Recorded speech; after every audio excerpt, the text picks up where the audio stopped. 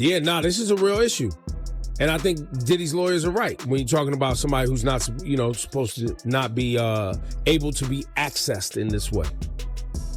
And that's super scary. If he, in fact, woke up with a knife to his throat, I mean, that's friggin' terrifying. Constitutional. Yeah. We think that a jury verdict should mean more than our jury's verdict seems to mean, and so we are planning to appeal. Sean Combs isn't just losing his empire. He's watching it get dismantled by the same people who once bowed to him. Everyone assumed the lawsuits, the prison sentence, and the documentaries were the end of it, until a victim's sworn statement dropped this week claiming Diddy cornered him in a hotel suite, tampered with his drink, and growled, "If I can get Shakur hit, what do you think can happen to you?" Music, the words are spreading like a prison yard confession, repeated in court filings and whispered across hip-hop circles. But the real damage isn't the threat, it's the timing. A Los Angeles judge just greenlit another assault lawsuit, this one alleging Combs beat a producer, forced himself on him, then tossed a Notorious B.I.G. t-shirt onto his body and sneered, "Rest in peace, B.I." His own son, C.J. Wallace, is now named in the case while his mother scrambles to counter Netflix's hit piece with a documentary of her own. The math doesn't add up. A man who ruled the industry for decades doesn't just collapse this fast unless the system that protected him is finally cracking or turning on him. And the worst part, the next leak isn't coming from a courtroom. It's coming from the people who were in the room. If anyone, I'm happy to go. So we think that's just absolutely inconsistent with the jury's verdict. I mean, the jury's verdict was resoundingly clear. There was no trafficking, there was no racketeering, everything was consensual, everything was adult, which is why he was convicted only of the prostitution offense. What we feel happened today was that the judge acted as a 13th juror, yes, one that we did not choose, and that he second-guessed the jury's. The moment the words, "If I can get Shakur hit," slipped into public view, the entire narrative around Sean Combs shifted from legal trouble to something far more volatile. Music. This wasn't just another lawsuit or prison rumor. It was a direct line drawn from one of hip-hop's most sacred unsolved tragedies to a man who spent decades positioning himself as its protector. The claim comes from Steve Otis, a name that wasn't on anyone's radar until this week when court documents revealed he waited 12 years to accuse Combs of sedating him in a Midtown Manhattan hotel, forcing him into what's described as a reclamation ritual, then pinning him against a bathroom wall while allegedly whispering that chilling line about Shakur. Music, the timing is no accident. Otis only filed after Combs was already locked up, which raises the question. Was this fear, strategy, or something else entirely? Music. People close to the situation say Otis wasn't just scared of Combs.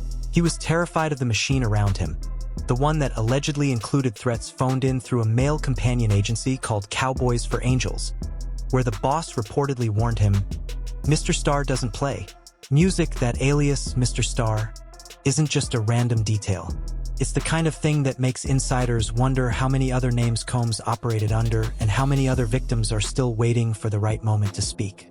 The official story, at least from Combs' legal team, is that this is all fabricated, a desperate grab for attention now that their client is vulnerable. But here's where it stops making sense. Music. If Otis was lying, why wait over a decade? And why would a federal judge allow another lawsuit, this one from music producer Jonathan Hay, to move forward alleging Combs beat him, forced himself on him, then tossed a Notorious B.I.G. t-shirt onto his body while sneering, "Rest in peace, B." That's not just an assault. That's a message. And it's not the first time Biggie's name has been dragged into Combs' scandals. Hay's lawsuit Music doesn't just describe a crime. It describes a pattern, one where Combs allegedly used the legacies of late rappers as tools of control. The fact that Biggie's own son, C.J. Wallace, is now named in the case as someone who helped lure Hay into the situation adds another layer of unease. What did Wallace know? Was he complicit, or was he just another piece in a game he didn't understand? The silence from his camp is deafening, especially now that the court has given Hay's claims the green light to proceed. Judge who this job was a upgrade. He took a massive pay cut. He was an accomplished litigator. He has a pedigree that most law students would envy. And he's a very, very brilliant man. And What's being whispered in industry circles isn't just about the lawsuits. It's about the timing. Combs is already serving a 4-year sentence after a judge called his actions disgusting during sentencing. Music citing evidence of freak-off gatherings where women were allegedly coerced into performances while he watched. The judge didn't just hand down a punishment. Music, he ignored the jury's acquittal on racketeering charges, implying the real crimes were worse than what made it to trial. Now, with the Otis and Hay cases gaining traction, the question Music isn't just about Combs's guilt. It's about how deep the rot goes. The fact that both men describe being sedated before their assaults suggests a system, not just a series of isolated incidents. And the involvement of Cowboys for Angels, that's not some back-alley operation. It's a service that, according to its own website, still operates in major cities, which means if Combs was using it, others might have been too. The real tension isn't in the courtrooms, it's in the reactions, or lack thereof. Where's the outrage from the hip-hop community? Music. Why hasn't a single major artist publicly demanded answers about the Shakur claim? The silence feels like complicity, or at the very least, fear. Music, meanwhile, Combs's own family is scrambling. His mother, Janice, is reportedly working on a response documentary to counter Netflix's The Reckoning, which painted Combs as a predator who weaponized his power. But insiders say this isn't about clearing his name. It's about damage control. The Combs brand is crumbling, and the lawsuits are just the beginning. Music, what's coming next isn't just more legal trouble. It's the kind of exposure that doesn't just end careers, it rewrites histories. And if the Shakur claim is even partially true, we're not just talking about Combs's downfall. We're talking about the unraveling of hip-hop's most carefully guarded secrets. Same kind of extortion that we heard when Cassie took the stand and testified on that airplane ride back from France. Diddy said, "You don't do a freak-off, I'm going to release one of the freak-off videos that you are profiled in and humiliate you." The other piece of this that doesn't sit right is the prison dynamic. Combs isn't just sitting in any facility. He's in the Metropolitan Detention Center in Brooklyn, a place so notorious for its conditions that inmates have compared it to a real-life Arkham Asylum. Music, his cellmates include a Venezuelan dictator, a convicted hitman, and until recently, R. Kelly. The fact that Tekashi 69 jokingly referred to the place as a celebrity jail while live-streaming his return there only underscores how surreal the situation has become. But here's the thing, MDC isn't some cushy holding pen. Music, it's a place where inmates have been stabbed dozens of times in open areas, where medical neglect is so severe that a man passed away after his lung cancer went undiagnosed for months, and where food is so bad that former inmates describe it as rinse and reuse slop. Combs might have been a king on the outside, but in there, he's just another target. And the fact that he was reportedly threatened with a shiv suggests that whatever power he once had is slipping fast. Then there's the matter of the white parties. For years, Combs's legendary all-white gatherings were the ultimate status symbol, until a woman came forward on social media describing a black dress code that allegedly signaled who was available for more than just conversation. She claimed she was sedated, then assaulted by multiple guests while wearing one of those dresses. Her body numb, her protests ignored. Music. The detail that men would lift her dress and try to touch her as she walked by isn't just disturbing. It's a system. And if that system was operating at Combs's most high-profile events, the question isn't just about his personal crimes. It's about who else was involved, who else knew, and why no one spoke up until now. The fact that this revelation came out just as the Shakur claim resurfaced isn't a coincidence. Music, it's a pattern. And patterns like this don't just disappear, they escalate. And another lawsuit filed against Sean Diddy Combs. This time, a former stylist claims to be Diddy's victim in a case of harassment and physical abuse. We're talking about someone named Deontay Nash, was one of the witnesses, by the way, in the trial against Mr. Combs. He alleges that Combs turned his dream of working in entertainment into a... The final piece of this puzzle is the documentary war. 50 Cent's Netflix special didn't just expose Combs. It framed him as a predator who used his influence to silence victims. Now Combs' sons are reportedly working on their own project, one that's supposed to set the record straight. But insiders say it's not about truth. It's about survival.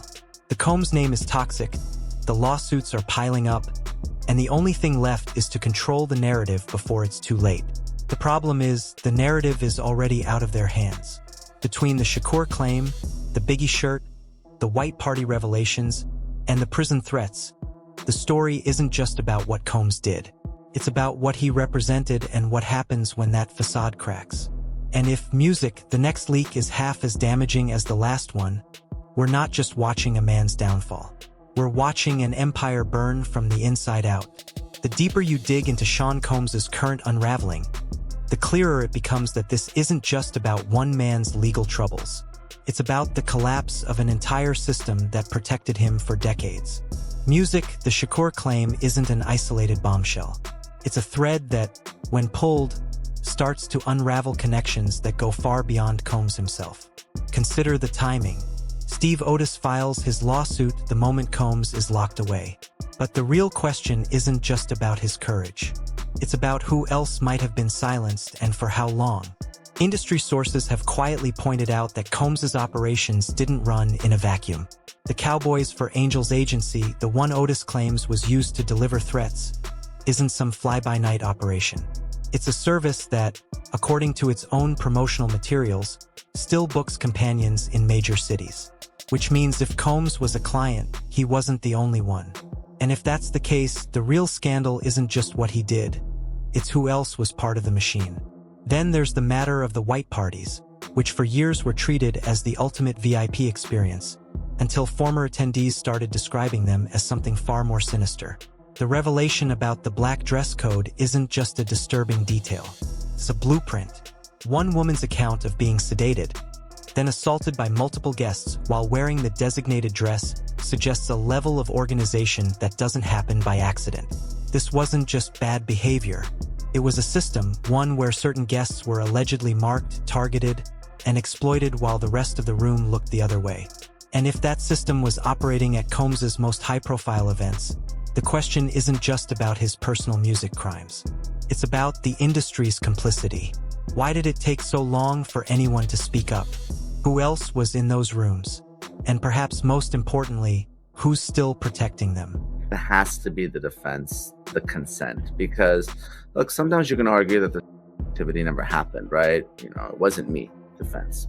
But this is not your typical assault case. There are a lot of people there, right? There are people that are arranging the workers. There are people that are setting up lights and cameras, booking hotel rooms. Obviously, Diddy has a large entourage. The silence from hip-hop's biggest names is deafening. Music, but it's not just fear. It's strategy. Combs didn't just build an empire. He built a network of alliances that ensured his behavior stayed hidden. The fact that not a single major artist has publicly addressed the Shakur claim speaks music volumes. Is it because they don't believe it, or because they know exactly how deep the rabbit hole goes? The industry's response, or lack thereof, isn't just cowardice. It's a calculation. Combs wasn't just a mogul. He was a gatekeeper, and gatekeepers don't get taken down without a fight. The real power play isn't happening in the courts. It's happening in the back channels where deals are being made and loyalties are being tested. And if the next leak comes from someone inside that world, the fallout won't just be about Combs. It'll be about the entire culture that enabled him. The music, prison dynamic adds another layer to this. Combs isn't just serving time. He's in a facility where the rules of the outside world don't apply. The Metropolitan Detention Center isn't just a jail. Music, it's a pressure cooker.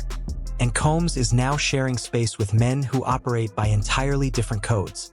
The fact that he was reportedly threatened with a shiv isn't just a sign of his diminished status. It's a sign that the old protections are gone. In the outside world, Combs could control narratives, silence critics, and manipulate alliances. In MDC Brooklyn, he's just another inmate. And the fact that Tekashi 69 jokingly referred to the place as a celebrity jail only underscores how surreal the situation has become. Music. But here's the thing. MDC isn't a country club. It's a place where inmates have been stabbed dozens of times in open areas, where medical neglect is so severe that men have passed away from undiagnosed illnesses, and where the food is so bad that former inmates describe it as inedible. Music Combs might have been a king on the outside, but in there, he's vulnerable in ways he's never been before. And if the rumors about his interactions with other high-profile inmates are true, the real danger isn't just the legal system. It's the fact that he's now surrounded by men who have nothing to lose. What's becoming clear is that Combs's operations weren't just about personal gratification. They were about power. And power like that doesn't disappear overnight. The fact that his mother, Janice, is reportedly working on a response documentary isn't just a defensive move. Music. It's a sign that the family knows the legal battles are only part of the war.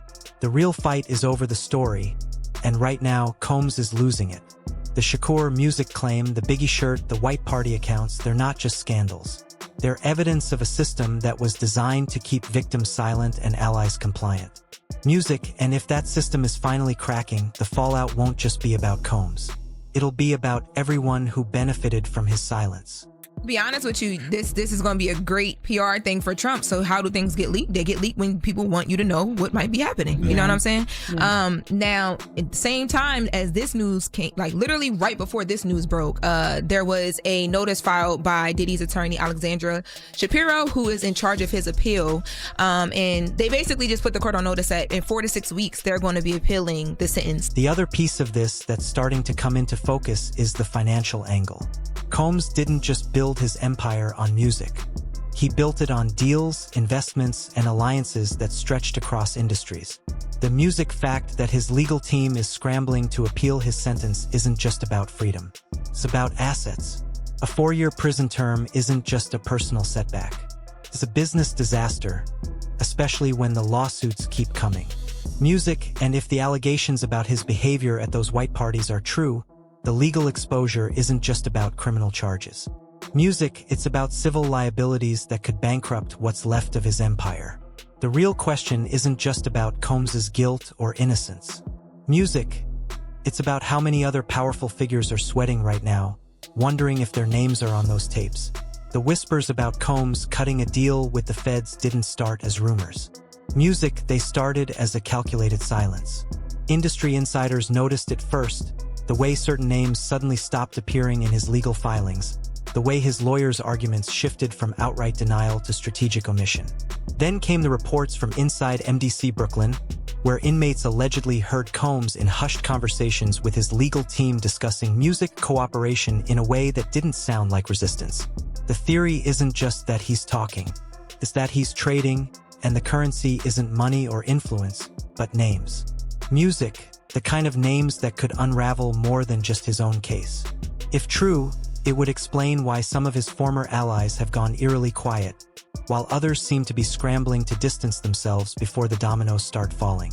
What makes this theory particularly chilling is the timing. Combs' sentencing appeal coincides with a sudden flurry of activity in related cases, like the indictments of high-profile figures tied to similar allegations, or the way certain lawsuits have mysteriously stalled. Legal analysts have pointed out that the feds don't just take meetings with inmates. They take them when they believe there's something worth hearing. And if Combs has spent decades at the center of hip-hop's power structure, the question isn't just about what he knows. It's about who else is sweating right now. The fact that his legal team has been spotted in closed-door meetings with prosecutors more frequently than in courtrooms speaks volumes. This isn't just about reducing a sentence. It's about survival. And in Combs's music world, survival has always meant having leverage over someone else. The real fear isn't just that Combs is talking. It's about what he might be offering. His empire wasn't built on music alone. It was built on relationships with politicians, corporate executives, and other artists who benefited from his silence. The idea that he might now be flipping on those same people has sent ripples through circles that extend far beyond the music industry. Sources close to the situation have hinted that the feds aren't just interested in Combs's personal misconduct. They're interested in the system that allowed it to thrive. And if that system includes names that are still untouchable, the fallout won't just be about Combs. It'll be about the entire infrastructure of power that protected him. The fact that some of his former associates have suddenly lawyered up or gone radio silent suggests they're bracing for impact. 2 months? 4 years, 2 months in prison. Wow. He served a year. He gets some time. He gets 15% credit, so he'd be at 14-ish. 2.5 years. 2 months. So, and then he gets another 15% in the remaining. Yeah. He's out in 2 years. Yeah. Should have stuck with the original guess. I know. The most damning part of this isn't the speculation. It's the behavior. Combs' sudden shift from defiance to what looks like cooperation hasn't gone unnoticed. Neither has the way his legal strategy has pivoted from fighting every charge to focusing on selective appeals, as if certain battles are no longer worth winning. Then there's the prison chatter. Inmates at MDC Brooklyn have allegedly been talking about Combs' new contacts in the U.S. Attorney's Office and the way his visitors list has started including people who don't look like family or lawyers. The message is clear. If Combs is indeed negotiating, he's not doing it from a position of weakness. He's doing it from a position of knowledge. And in a world where information is the ultimate weapon, the people who should be most worried aren't the ones already named in lawsuits. Music. They're the ones who thought they'd never be named at all. The final, most unsettling part of this is the realization that Combs' downfall isn't an anomaly. It's a pattern. Music, the same industry that protected him for years, is now distancing itself. But the silence from his former allies isn't just about self-preservation. It's about the understanding that if Combs goes down, he won't go down alone. The Shakur music claim, the Biggie shirt, the white party accounts, they're not just isolated incidents. They're symptoms of a culture that allowed this to happen and, in some cases, enabled it. And if that culture is finally being forced into music, the light, the real story isn't just about Combs. It's about what comes next. So here's where we leave it. Sean Combs is in prison. His empire is crumbling, and the lawsuits keep coming. But the real question isn't about what he did. It's about who else knew, who else participated, and who's still hiding. Was the Shakur claim just a desperate threat, or is there more to it than we know? Why did it take so long for victims to come forward, and what changed now? And perhaps most importantly, if Combs really was the kingmaker everyone says he was, what does it say about the industry that let him reign for so long? Drop your thoughts below because this story isn't over. Not by a long shot.